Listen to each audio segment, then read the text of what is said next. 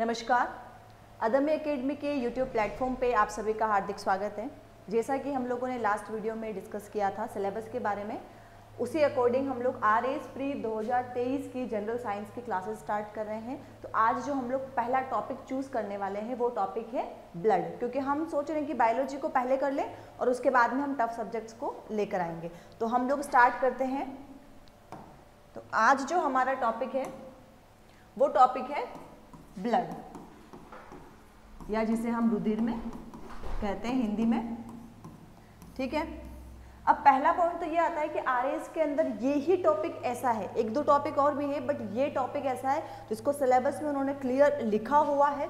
किस तरीके से लिखा हुआ मिलेगा आपको? रक्त समूह एवं RH कारक। ठीक है, रुधिर, रक्त समूह या RH कारक, ये टॉपिक ऐसा है और एग्जैक्ट इसमें से एज इट इज आपका क्वेश्चन बनता है। एक क्वेश्चन तो वैसे फिक्स्ड है आपका, कभी कभी दो भी आ जाते हैं बट एक क्वेश्चन तो है। बहुत छोटा सा टॉपिक है, फटाफट से स्टार्ट करते हो और फटाफट से खत्म करते हो और फटाफट से याद भी आपको हो जाएगा। ठीक है, तो हम लोग ब्लड को स्टार्ट करते हैं। भी फर्स्ट सबके दिमाग में क्या आता है? जब भी आप ब्लड का नाम ले ले या रुधिर का नाम लेते हैं तो आप सबके दिमाग में क्या आ जाता है? टॉपिक क्लियर, रेड कलर की कोई चीज होगी। अभी हमने पिक्चर भी लगाया हुआ था कि रेड कलर की कोई चीज होगी, लाल कलर का लिक्विड सा एक पदार्थ हमको याद आ जाता है। तो यही चीजें हम इसकी परिभाषा शुरू करते हैं कि ब्लड क्या है। ब्लड हमारे शरीर के अंदर एक तरल संयोजी उत्तक होंगे। मानव शरीर में यह क्या है? एक लिक्विड कनेक्टिव टिश्यू है। ठीक है, ये क्या है? एक लिक्विड कनेक्टिव टिश्यू है। कनेक्टिव टिश्यू क्या होता है पहले आपको ये पॉइंट पता होना चाहिए। तो टिश्यूज क्या होते हैं? एक जनरल वे में हम इसे कहते हैं ग्रुप ऑफ सेल। बचपन में हम लोगों ने पढ़ा होगा कि हमारे शरीर का निर्माण कोशिकाओं से होता है। ठीक है, सभी कोशिकाएं जब मिलती एक समूह बनाती है तो हम उसे क्या कहते हैं? उत्तक कहते हैं। उत्तक सभी मिलकर अंग का निर्माण करते हैं और सभी अंग मिलकर अंग तंत्र का निर्माण करते हैं और फिर एक शरीर बन जाता है। तो कोशिका हमारे शरीर की क्या है? सबसे छोटी इकाई है और उसके बाद उत्तक, फिर अंग तंत्र और शरीर का निर्माण होता है। तो उसी के अंदर से एक पॉइंट आता है आपका, क्या आ गया? अंग तंत्र और फिर शरीर। तो आपका जो मेन पॉइंट है यहाँ पर वो क्या है? उत्तक या टिश्यू है। तो उत्तक क्या होता है? ऐसी कोशिकाओं का समूह हो जो कार्य में समान हो। ठीक है, ऐसा नहीं कि पूरी कोशिकाएं आ गई इकट्ठी और ये उत्तक बन गया, नहीं, उनका काम भी समान होना चाहिए, तब हम उसे क्या कहेंगे? उत्तक कहेंगे। तो ब्लड क्या है? हमारे शरीर के अंदर एक तरल संयोजी उत्तक है। संयोजी उत्तक क्या होते हैं? कनेक्टिव टिश्यू क्या होता है? ऐसे टिश्यूज जो किसी भी दो अंगों को मिलाने का काम करते हैं। मिलाने का अर्थ होता है उनके बीच में कनेक्शन बनाते हैं। तो यहाँ पर ये क्या कर रहे हैं? संयोजन का काम करते हैं, इसीलिए ब्लड क्या हो गया? एक लिक्विड कनेक्टिव टिश्यू हो गया। नेक्स्ट हमसे सेकंड चीज अगर पूछी जाए कि ब्लड जो है आपका बॉडी के अंदर कितना, मतलब उसका pH कितना होता है, तो रुधिर का जो pH होता है वो 7.4 के आसपास है, यानी कि कैसा हो गया? हल्का क्षारीय प्रकृति का हो गया। एल्केलाइन, इंग्लिश में हम इसे क्या कहेंगे? एल्केलाइन। हम कोशिश करेंगे हिंदी और इंग्लिश दोनों में चलने की, उससे क्या होगा? आपको ही बेनिफिट होगा। ठीक है, तो हिंदी मीडियम वालों के लिए तो कोई दिक्कत ही नहीं है, हम पढ़ा ही रहे हैं, और इंग्लिश वालों के भी बेनिफिट हो जाएगा कि इंग्लिश में भी उनको मैटर मिल जाएगा। ठीक है, सेकेंड थिंग आती है कितना होता है अब ब्लड। तो वयस्क मनुष्य के शरीर में, वयस्क शरीर में 5 से 6 लीटर ब्लड पाया जाता है। कितना पाया जाता है? 5 से 6 लीटर। महिलाओं के अंदर ये 1 से आधा लीटर कम हो सकता है, पुरुषों के अंदर 5 से 6 लीटर रुधिर पाया जाता है, लेकिन वयस्क शरीर में, यानी कि अगर बच्चे की बात करोगे तो उसमें इतना नहीं पाया जाएगा, इसीलिए हमने क्या लिखा है? वयस्क शरीर में पाया जाता है। ठीक है, नेक्स्ट पॉइंट आता है कि जो ब्लड है आपका वो किन किन चीज़ों से मिलके बना है। एक चीज़ तो हमने बोल दी कि लिक्विड है। ठीक है, तरल पदार्थ है। तो इस लिक्विड में क्या क्या चीज़ें आपकी मिली हुई रहती है वो हम लोग देखेंगे। क्या क्या चीज़ें से मिलके आपका ब्लड रहता है। तो ब्लड जो है ना, उसमें दो तरह के पदार्थ पाए जाते हैं। ठीक है, एक तो हो गया उसका तरल पदार्थ या जिसे हम कहेंगे लिक्विड, ठीक है, और दूसरी चीज उसके अंदर पाई जाएगी आपकी कणिकाएं, कणिकाएं या कोशिकाएं जिसे हम कहेंगे, ठीक है, सेल्स। तो जब ब्लड को हम लोग सेंट्रीफ्यूज में मिक्स करते हैं, सेंट्रीफ्यूज क्या होता है पहले समझ लीजिए, हम लोग दही होता है ना, तो दही को हम छाछ बनाते हैं, तो उसके लिए उसको छाछ फेरना पड़ता है, जिसे गाँव की भाषा में हम उसको बोलते हैं बिलोई होती है, उससे हम उसको बेलते अच्छे से उसको करते हैं मिक्स, और उससे क्या होगा, वो मिक्स करने पर मक्खन जो कि उसके अंदर सॉलिड चीज़ है, ठोस चीज़ है, वो तो अलग हो जाएगी और छाछ अलग हो जाएगी। सेम चीज़ ब्लड के साथ होता है, जब ब्लड को भी आप सेंट्रीफ्यूज करते हो, गोल गोल घुमाते हो, तो उसका तरल पदार्थ अलग हो जाएगा और उसकी कणिकाएं या कोशिकाएं जो कि ठोस पदार्थ के रूप में उसके अंदर इकट्ठी है वो अलग हो जाएगी। तो इस प्रकार से ये दो चीज़ें हो सकती है। तरल पदार्थ जो होता है उस तरल पदार्थ को हम लोग क्या कहते हैं, प्लाज्मा कहेंगे, ठीक है। ये प्लाज्मा नाम बहुत सारा सुना भी होगा आप लोगों ने अभी कोविड के टाइम में तो। और जो दूसरा पदार्थ हमारा निकलता है उसे हम कोशिकाएं कहेंगे, ठीक है, सेल्स। और क्योंकि ये रक्त की है, ब्लड की है, तो रक्त कोशिकाएं या फिर ब्लड सेल्स हम उसे कहेंगे। प्लाज्मा जो है पूरे ब्लड के अंदर लगभग 55% हिस्सा बनाता है, और जो कोशिकाएं हो गई वो लगभग 45% हिस्सा बनाती है, ठीक है। अभी इसको आप इस तरफ से देखिए, यहाँ पे जो डायग्राम हम लोगों ने बना रखा है, एक सेकंड में इसको सेलेक्ट कर लेती हूँ, ओके। तो ये डायग्राम आपको नजर आ रहा होगा, क्या किया हम लोगों ने, सेंट्रीफ्यूज किया, सेंट्रीफ्यूज करने पर लाल रक्त कणिकाएं अलग निकल गई, कुछ कोशिकाएं अलग निकल गई और प्लाज्मा अलग निकल गया। अब यहाँ से आपको दिख रहा होगा प्लाज्मा कितना आ गया इसमें, 55%, ठीक है। और ये जो बाकी कोशिकाएं बच रही है ये दोनों मिलाकर 45 नहीं होती, केवल और केवल लाल रक्त कोशिकाएं जो होंगी वह होगी लगभग 45%, ठीक है। और जो बीच वाला जो पार्ट है आपका जिसमें व्हाइट ब्लड सेल्स और प्लेटलेट दोनों आ रही है, यानी श्वेत रुधिर कणिकाएं एवं प्लेटलेट्स, ये दोनों मिलकर 1% से भी कम का हिस्सा आपका बनाते हैं, ठीक है। 1% से भी कम हिस्सा तो कौन बना रहा है, WBC, कौन है, WBC और प्लेटलेट्स, ओके। और 55% प्लाज्मा और लाल रुधिर कणिकाएं या RBC जिसे कहते हैं वो बनाती है इसका 45% हिस्सा। तो अब हम इसको डिटेल में एक एक चीज को पढ़ेंगे। तो सबसे पहले हम लोग जो पढ़ने वाले हैं पॉइंट वो है आपका प्लाज्मा।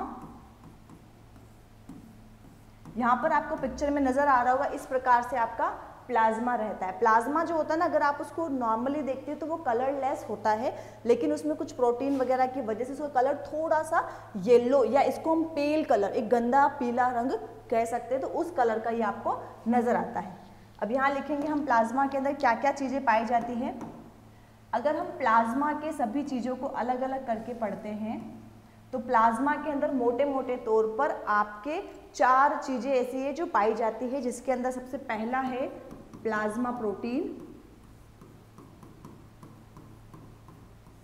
दूसरी है प्लाज्मा प्रतिरक्षी कोशिकाएं यानी कि एंटीबॉडीज, उसमें क्या पाई जाती है आपकी एंटीबॉडीज पाई जाएगी। तीसरा हो गया आपका खनिज पदार्थ और चौथी मेन चीज हो गई जल, ठीक है। वैसे हम लोग ऐसा भी पढ़ सकते हैं कि क्या हो गया आपका प्लाज्मा, 2 प्रकार से हम लोग प्लाज्मा को डिवाइड कर देंगे। 91% तो उसके अंदर क्या पाया जाएगा आपका जल पाया जाएगा, ठीक है, क्योंकि तरल पदार्थ है, और बाकी सभी इसके अंदर जो कण मौजूद होते हैं ये सभी कण इसके अंदर आपके मौजूद रहेंगे, जिसमें आपका पहला नंबर पे प्लाज्मा प्रोटीन, दूसरा नंबर पे प्लाज्मा प्रतिरक्षी कोशिकाएं, तीसरे नंबर पे आपकी खनिज, और एक आपका चौथे नंबर पे चीज और आएगी जिसका नेम है, एक सेकंड, जिसका नाम है आपका एंटीकोगुलेंट। एंटीकोगुलेंट पाया जाएगा, जिसे हम हिंदी में प्रतिस्कंदक भी कहेंगे, ठीक है, तो ये सारी चीज़ें, 4 चीज़ें मोटी मोटी प्लाज्मा के अंदर पाई जाती हैं। अभी प्लाज्मा की एक डेफिनेशन आप लिखो तो प्लाज्मा क्या है, एक बार पहले वो लिख लीजिए। हल्का पीले रंग का द्रव पदार्थ है, ठीक है, जिसमें 91% जल पाया जाता है।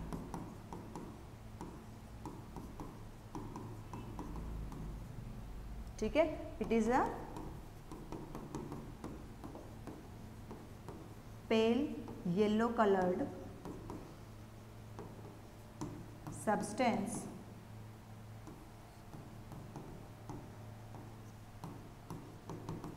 which has 91% water in it। ठीक है, ये तो हो गई आपकी प्लाज्मा की एक नॉर्मल सी परिभाषा है। नेक्स्ट आता है, अब इसमें जो कंपोनेंट पाए जाते हैं वो क्या क्या होते हैं, तो नेक्स्ट स्लाइड पे हम लोग उसको देख लेते हैं। सबसे पहला पदार्थ हम लोगों ने यहाँ पर लिखा था plasma protein.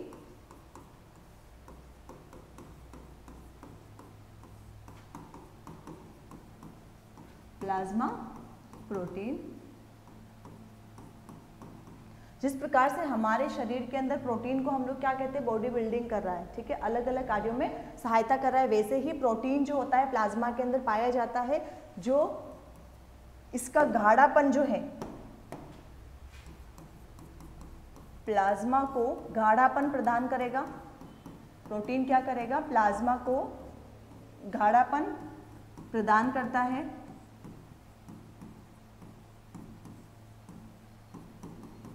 It make plasma viscous. Viscous मतलब होता है गाढ़ा पदार्थ, तो ये प्लाज्मा को विस्कस बनाने की कोशिश करता है, बनाता है। ठीक है, कौन कौन से आपके प्लाज्मा प्रोटीन इसके अंदर पाए जाएंगे, तो आपके मुख्य रूप से 3, वैसे तो बहुत सारे प्रोटीन पाए जाते हैं, बट मुख्य रूप से जो जो पाए जाएंगे हमें उसी के बारे में लिखना है। तो मुख्य रूप से इसके अंदर कौन कौन सा प्रोटीन पाया जाएगा, सबसे पहला तो आप लिख दीजिए यहाँ पर, एक तो एल्ब्यूमिन, ठीक है, ये अंडे के अंदर भी पाया जाता है एल्ब्यूमिन। दूसरा है आपका ग्लोबुलिन,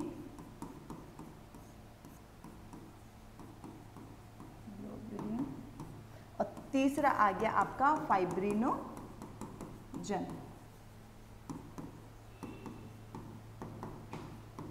फाइब्रिनोजन, ठीक है, तो ये 3 प्रोटीन जो है आपके प्लाज्मा प्रोटीन के अंदर मुख्य रूप से काम करते हैं और मुख्य रूप से पाए जाते हैं।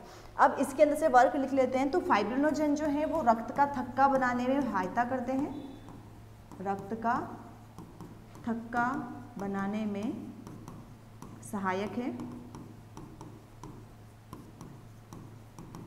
ठीक है, सेकंड ग्लोबुलिन जो है आपके ग्लोबुलिन टाइप के प्रोटीन ही बनाते हैं, ये एक और प्रकार के प्रोटीन बनाते हैं, सीधे काम आते हैं। और एल्ब्यूमिन जो है अगर इसकी कमी हो जाती है, क्योंकि हमारे शरीर में वृद्धि को करवाता है, तो इसकी जब कमी हो जाएगी तब हाथ पैरों में सूजन आ जाती है।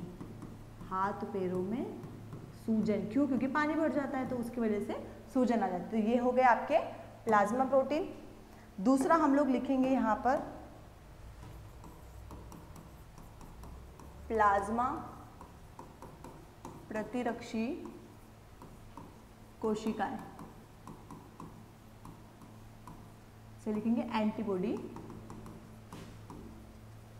सेल। ये क्या करती है, शरीर में सुरक्षा प्रदान करती है। वैसे ये जो कार्य है वो आपका WBC का रहेगा, उसको हम और देखेंगे, लेकिन प्लाज्मा के अंदर भी कुछ एंटीबॉडीज पाई जाती है जो संक्रमण एवं अलग अलग बीमारियों से हमें बचाने का काम करती है। तो ये वही कोशिकाएं हैं जो इसके अंदर उपस्थित रहती है। तीसरा पॉइंट हमारा आ गया यहाँ पर खनिज लवण। खनिज लवण, मिनरल सॉल्ट।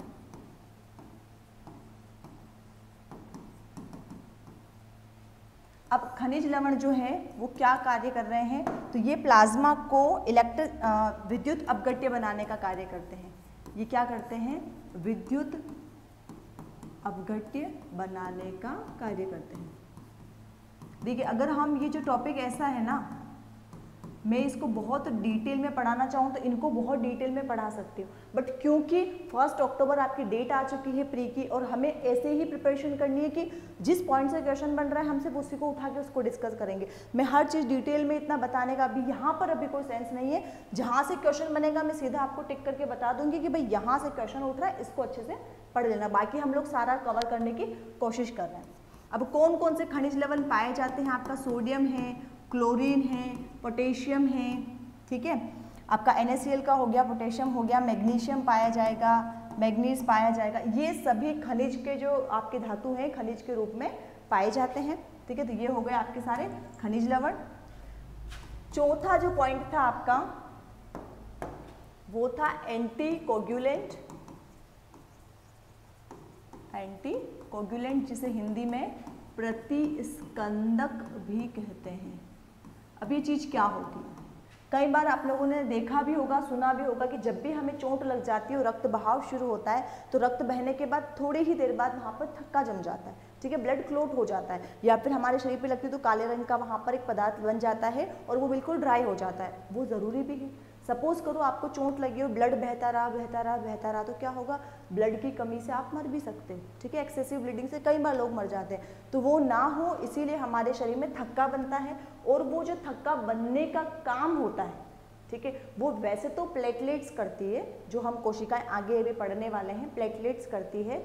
और उनके साथ में कौन हेल्प करता है? कोगुलेंट्स हेल्प करते हैं, स्कंदक मदद करते हैं थक्का बनाने के लिए, ठीक है। लेकिन वही स्कंदक अगर चोट नहीं लग रही है और बॉडी के अंदर उसने थक्का बना दिया तो उनके विपरीत कुछ होना चाहिए, तो उसे हम कहेंगे एंटी कोगुलेंट या प्रतिस्कंदक। स्कंदक हो रहा होगा जब थक्का बनेगा, उसको रोकने का काम जो करेंगे उसे प्रतिस्कंदक कहते हैं, ठीक है। कभी बिना मतलब अपनी बॉडी के अंदर अगर थक्का बन गया तो यह क्या काम कर रहा है? आपका रक्त का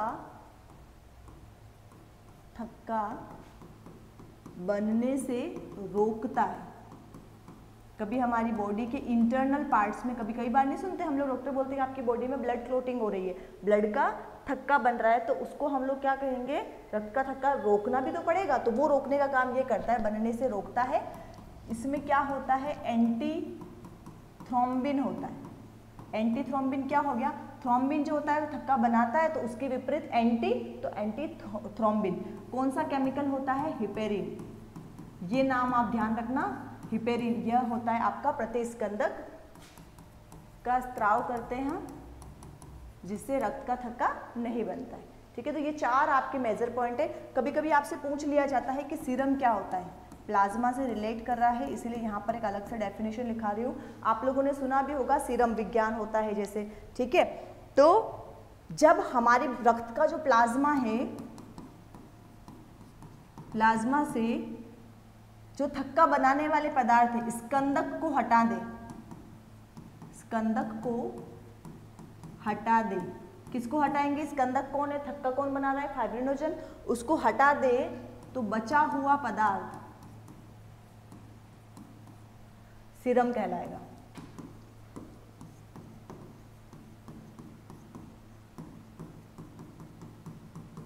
ठीक है, तो ये प्लाज्मा यहाँ पर कंप्लीट होता है। अभी कई बार आप लोगों से पूछ लेते हैं कि प्लाज्मा के कार्य क्या है, प्लाज्मा क्या क्या करता है। तो प्लाज्मा के काम वही होंगे जो कौन कर रहा है? रुधिर कर रहा है। लेकिन फिर भी अगर हमें लिखना हो तो हम क्या क्या लिख सकते हैं? पहला पॉइंट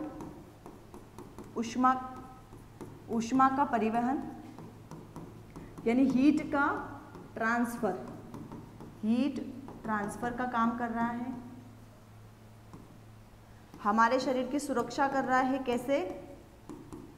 शरीर की सुरक्षा कैसे कर रहा है? क्योंकि इसके अंदर क्या है? एंटीबॉडीज प्रेजेंट थे, तो ये हमारे शरीर को प्रोटेक्ट भी कर रहा है, प्रोटेक्ट आवर बॉडी।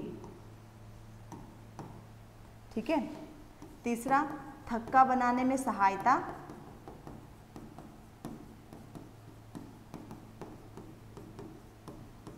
सहायता कैसे करता है? फाइब्रिनोजन की वजह से। और चौथा, थक्का बनाने से रोकता भी है। दोनों ही कार्य आपके हो सकते हैं, बनाने से रोकता भी है। ठीक है, तो ये सभी कार्य किसके हो गए? आपके प्लाज्मा के हो गए। अब नेक्स्ट हम लोग पॉइंट पे चलते हैं, जिस पॉइंट का नाम है आपका रुधिर कोशिकाएं। तो रुधिर कोशिकाएं जो हैं आपकी वह कितने प्रकार की हो सकती है? जनरली 10th लेवल जितना हम पढ़ते हैं उतना तो सबने पढ़ रखा है, ठीक है। अभी हमको क्या करना है, उससे थोड़ा सा अपर लेवल पर ही चलना है। अपर लेवल पे नहीं जाना है, वहाँ पर 10th से डिटेल में ज़्यादा नहीं पूछते, बट क्या होता है कि 10th पढ़ ली, अब आगे निकल गए, अब हमें क्या करना है, इसको वापस से अच्छे से रिवाइज करना है, क्योंकि तब इतना ध्यान नहीं दिया। तो रक्त की जो कोशिकाएं होती है, रक्त की जो सेल्स, ब्लड सेल्स जिसे हम कहते हैं, वो 3 प्रकार की होती है। पहली होती है रेड ब्लड सेल्स, दूसरी हो गई आपकी वाइट ब्लड सेल्स, और तीसरी का नाम हो गया आपका प्लेटलेट्स, ठीक है। हिंदी में लिख देती हूँ मैं यहाँ पर,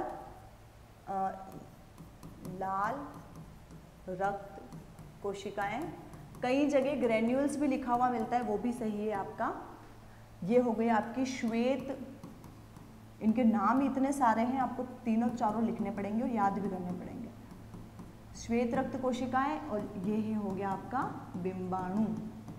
अब ये दोनों तो क्या हो गए, हिंदी और इंग्लिश के नेम, ठीक है। इंग्लिश का नेम बता दिया, हिंदी का बता दिया, अब एक होगा साइंस का नेम, ठीक है। तो वो भी आपको यहाँ पर याद करना है। क्या याद करना है? इरिथ्रोसाइट, क्योंकि इरिथ्रो का मतलब रेड कलर होता है आपका। इधर हम लिखेंगे ल्यूकोसाइट, क्योंकि इसमें कलर ही नहीं है बेचारे में, और इधर हो गई थ्रोम्बोसाइट,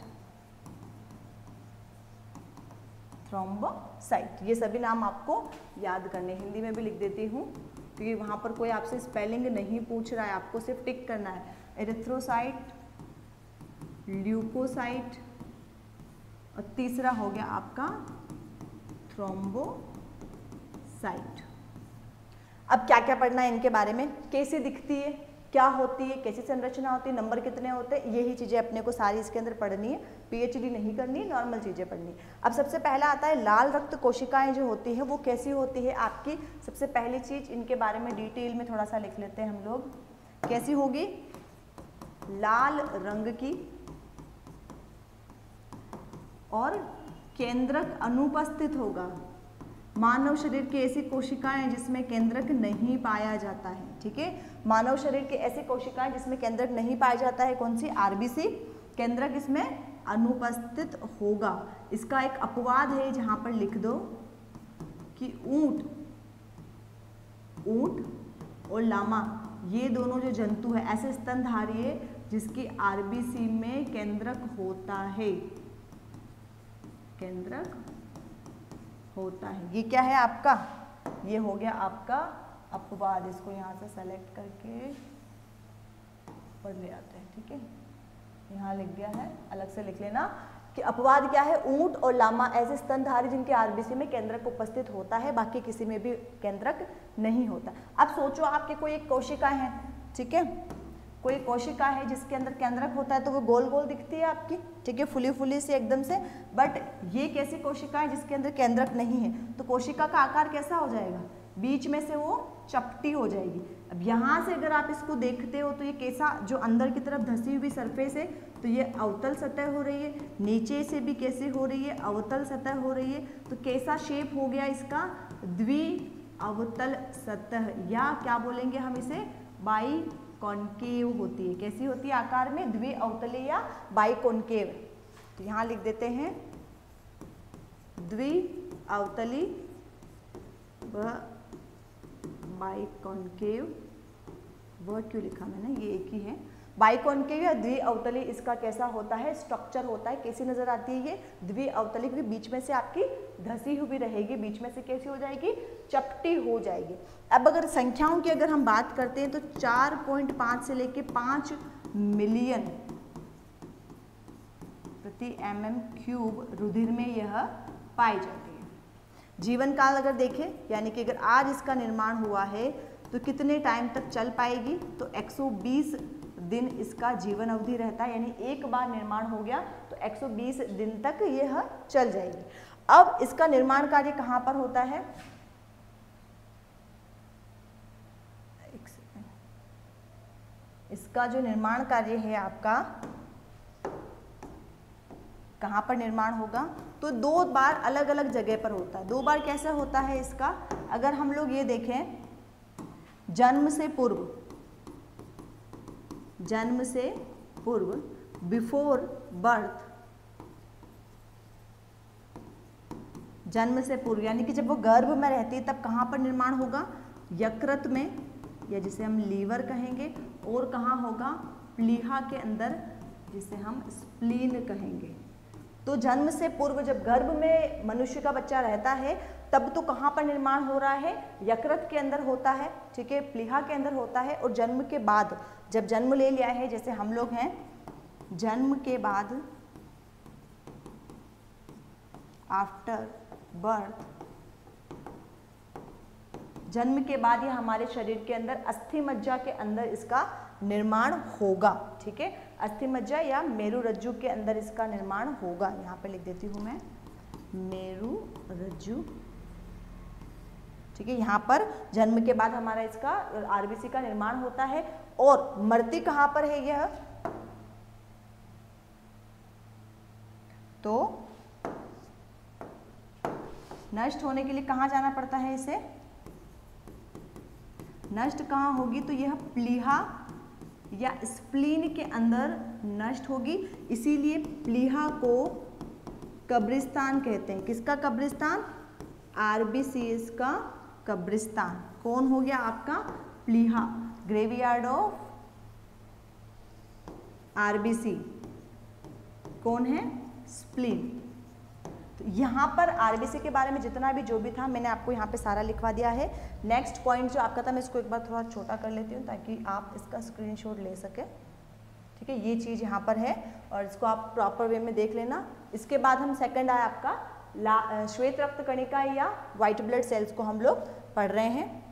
तो सेकंड कोशिकाएं जो आ गई है आपके पास में वो आ गई है श्वेत रुधिर कणिका, ये भी नाम है उसका, WBC भी लिख सकते हो या क्या लिख सकते हो आप इनकी जगह पर, इनको ल्यूकोसाइट, ठीक है। तो सबसे पहली बात आती है कि श्वेत रक्त कणिकाएं कैसी होती है? सफेद रंग की, सफेद नहीं होती, कलरलेस होती है। तो क्या लिखेंगे सबसे पहली लाइन? रंगहीन केंद्रक युक्त। कैसी हो गई आपकी? केंद्रक युक्त है। तो क्या लिखेंगे हम इसको? कलरलेस और अन्यूक्लिएट,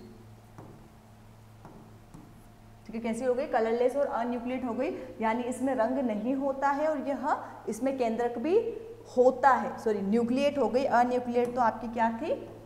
आरबीसी थी। ये कैसी हो गई आपकी? न्यूक्लिएट हो जाएगी, ठीक है। अब कलर क्यों नहीं है, रंग क्यों नहीं है? एक चीज जो आपको मैं आरबीसी में नहीं लिखवाई वो यहाँ लिखवा देती हूँ कि रंगहीन नहीं है, रंगहीन है। क्यों रंगहीन है? क्योंकि हीमोग्लोबिन क्या है इसमें? अनुपस्थित है। हीमोग्लोबिन किस में उपस्थित था? आरबीसी में उपस्थित था। क्या होता है, क्या करता है? तो HB या हीमोग्लोबिन जो आपका होता है वो एक प्रकार का प्रोटीन है, एक प्रकार का प्रोटीन है। ग्लोबिन प्रोटीन आ रहा है इसके अंदर और आगे वर्ड आ रहा है हीमो। हीमो वर्ड का मतलब होता है आयरन, ठीक है। तो आयरन से मिलकर बना हुआ एक ऐसा प्रोटीन होता है जो ऑक्सीजन और कार्बन डाइऑक्साइड का परिवहन करवाता है। तो आरबीसी का काम क्या हो गया? ऑक्सीजन और कार्बन डाइऑक्साइड का परिवहन करवाना। किसके साथ? हीमोग्लोबिन की वजह से करवा पा रहा है। तो लाल रुधिर कणिकाओं का रंग लाल क्यों होता है? हीमोग्लोबिन की उपस्थिति के कारण। और WBC जो है उसके कर जो रंग है वो रंगहीन है। तो वह क्यों रंगहीन है? क्योंकि उसमें क्या नहीं है? हीमोग्लोबिन अनुपस्थित है, इसीलिए वो कैसी है आपकी? रंगहीन पाई जाती है। नेक्स्ट है कार्य क्या है इसका? WBC क्या कार्य करेगी? तो यह प्रतिरक्षा तंत्र का निर्माण करती है। प्रतिरक्षा तंत्र में सहयोगी है, उसका निर्माण करना, वही बात हो गई आपकी सहयोगी। यानी कि ये हम इसको क्या कह सकते हैं? WBC को शरीर का सैनिक, soldier of our body, soldier of our body. अब कैसे सोल्जर है, सैनिक क्या करते हैं, जैसे ही हमारे पूरा जो इंडिया है, ठीक है, इंडिया की पूरी बाउंड्री है, चाहे एक्सटर्नल पॉइंट पे हो या इंटरनल पॉइंट पे हो, अगर कोई भी हमारे दुश्मन घुस आता है तो क्या करती है जो हमारे सोल्जर्स है जाएंगे और वहाँ पर लड़ाई करेंगे। सेम चीज़ कौन करती है, WBC करती है हमारे शरीर में। जब भी कोई बाहरी जो एंटीजन हमारे बॉडी के अंदर प्रवेश कर जाएगा तब हमारे शरीर में WBC जो है वो सैनिकों का काम करती है, वहाँ जाती है, उनसे लड़ती है और फाइटिंग करने का काम करती है। ठीक है, कितनी संख्या में पाई जाएगी, तो लगभग यह 6000 से 8000 mm रुधिर में पाई जाती है। अब इनका आकार की बात कर ली। आकार तो देखो क्योंकि इसमें केंद्रक है तो कैसा होगा, ये गोल हो रहेगी। कभी कभी अनियमिताकार भी हो सकती है क्योंकि इसके बहुत सारे प्रकार हम लोग देखेंगे, अनियमिताकार और कभी कभी गोल। गोल में ही अनियमित होगा, यानी कि ऐसे ऐसे ऐसे थोड़ी बहुत हो सकती है, तो वही गोल के अंदर अनियमिताकार हो सकती है अगर हम इसकी आकार के बारे में बात करते हैं। निर्माण कहाँ होगा इसका, तो निर्माण बहुत सारी जगह पर होगा इसका। ठीक है, फॉर्मेशन कहाँ होगा आपका, सबसे पहला फॉर्मेशन आप लिखिए मेरुरज्जु, एक सेकेंड, अस्थि मज्जा के अंदर सबसे पहला इसका निर्माण होगा। अस्थि मज्जा, जिसे इंग्लिश में हम लोग बोन मेरो भी कहते हैं। बोन मेरो, ये जो आपकी बोन है उसके यहाँ बीच में यहाँ पर इसका निर्माण होता है, इस प्रकार से ये उपस्थित रहती है। तो अस्थि मज्जा, बोन मेरो हो गया आपका। ठीक है, थाइमस ग्लैंड, थाइमस ग्रंथि,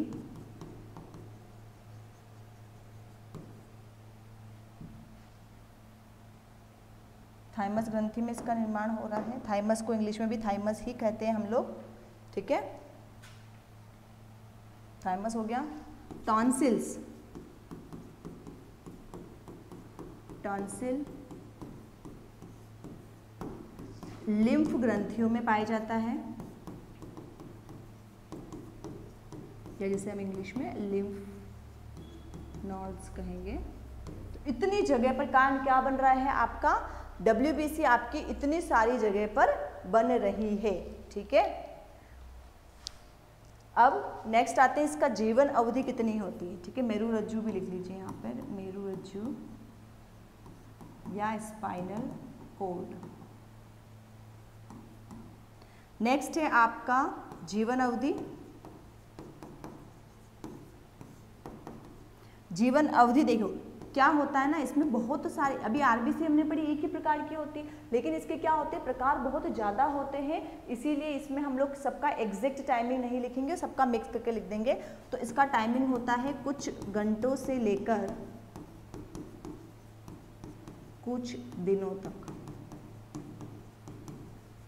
ठीक है, कुछ घंटों से लेकर कुछ दिनों तक यह पाई जाती है, यानी निर्माण होने के कुछ घंटों बाद खत्म हो सकती है या फिर वही कुछ महीनों तक भी चल सकती है। अब हम इसके प्रकार के बारे में बात करेंगे कि कितने प्रकार की हो सकती है।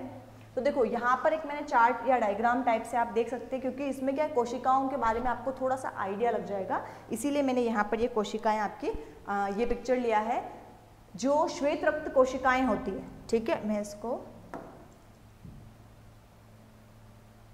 इधर थोड़ा छोटा करके यहाँ रखते हैं, फिर मैं इसको थोड़ा डिटेल में आपको एक्सप्लेन कर दूंगी।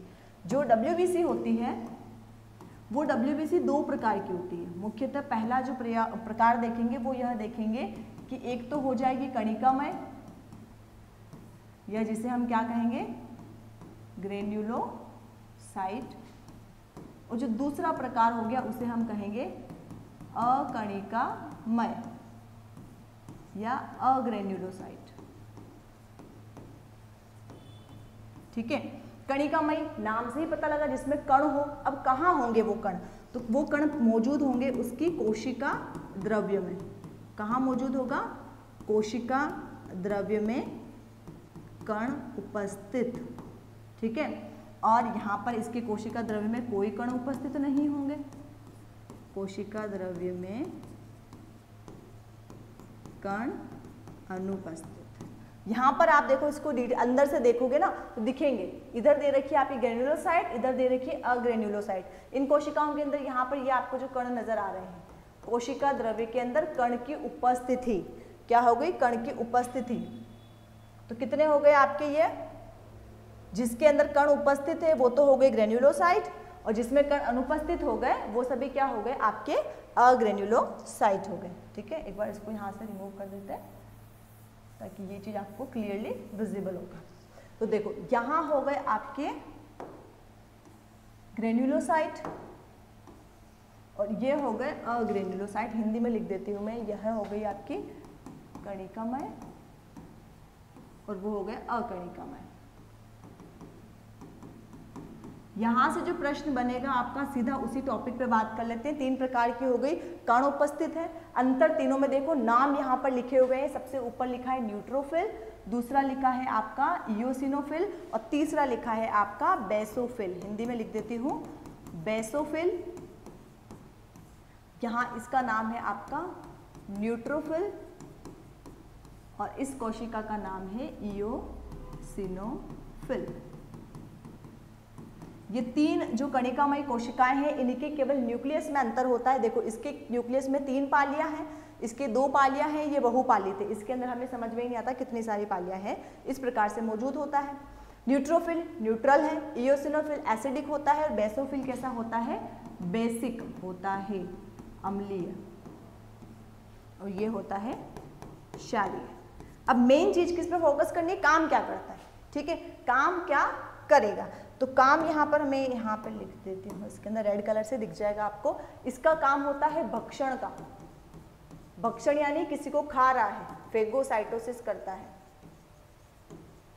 तो भक्षण का काम कौन करता है, न्यूट्रोफिल करता है। कैसे करता है, यानी कहीं पर भी शरीर में रोगाणु आए सबसे पहले जो पहुंचेगी वो पहुंचेगी न्यूट्रोफिल। इसीलिए हम इसके लिए कह सकते हैं कि लगभग रक्त के अंदर लगभग 60 से 65% तो न्यूट्रोफिल ही आपके WBC के अंदर की ये कोशिका पाई जाती है। तो यहाँ पर एक पॉइंट और पूछा जा सकता है, सर्वाधिक संख्या में पाई जाती है।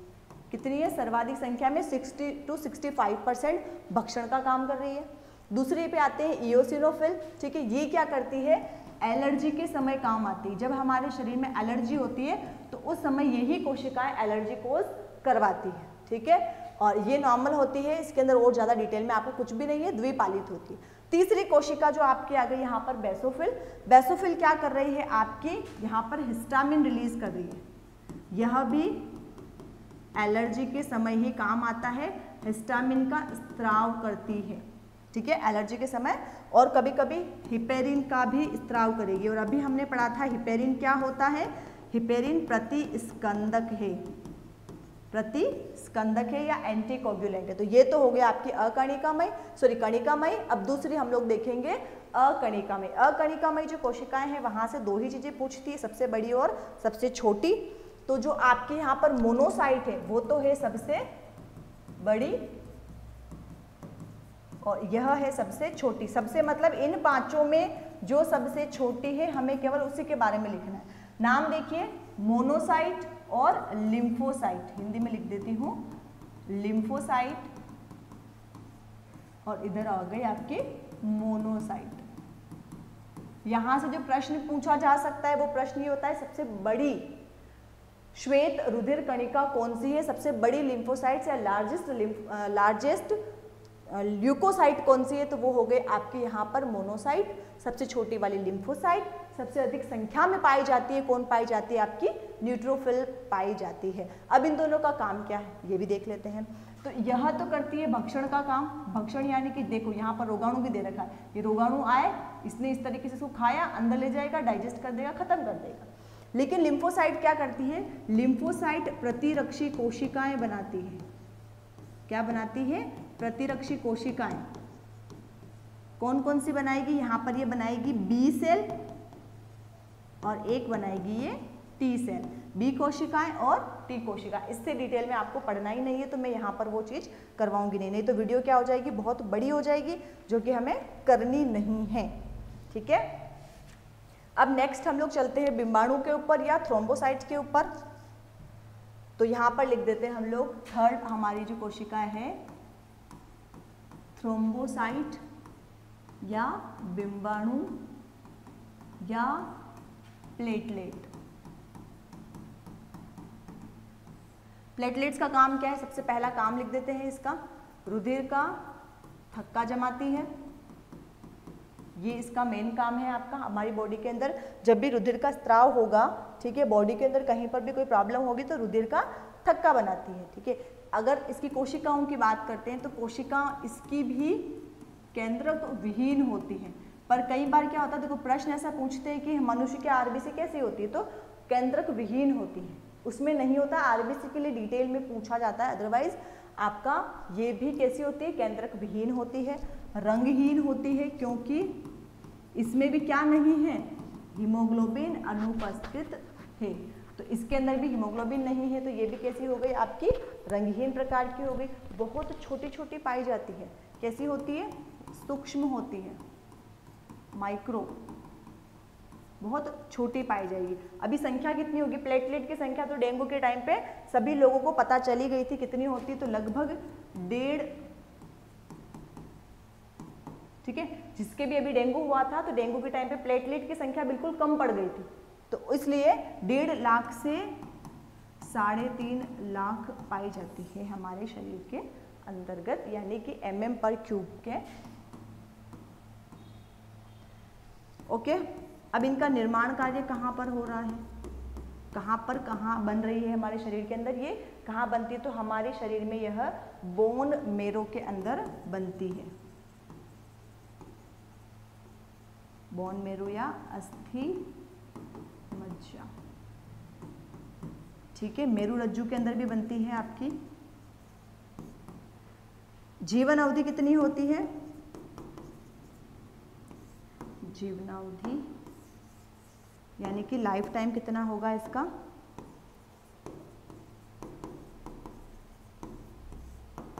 तो यह 7 दिन तक जीवित रहती है, यानी एक बार निर्माण होगा, 7 दिन तक चलेगी, 7 दिन के बाद वापस खत्म हो जाए। कभी कभी 10 दिन तक भी रह सकती है, ऐसा कुछ नहीं है कि 7 दिन के बाद इसको मरना जरूरी है, ठीक है। अब नेक्स्ट आते हैं हम लोग, रुधिर की कोशिकाएं देख ली, प्लाज्मा देख ली, एक बार रिवाइज कर लो दिमाग में क्या क्या था। रुधिर 2 प्रकार से चीज़ों से बना था, प्लाज्मा, कोशिकाएं। प्लाज्मा को हमने डिटेल में पढ़ा, प्लाज्मा के अंदर 4 प्रकार की चीज़ें पाई जाती, वो डिटेल में पढ़ी।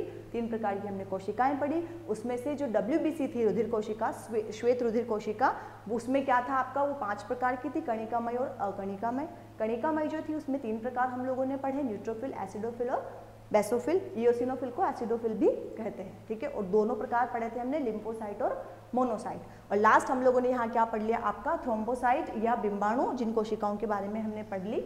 इस वीडियो के अंदर इतना ही। नेक्स्ट वीडियो के अंदर हम लोग क्या करेंगे, स्टार्ट करेंगे ब्लड ग्रुप, RH फैक्टर और उनसे डिटेल्ड कुछ क्वेश्चंस। Thank you.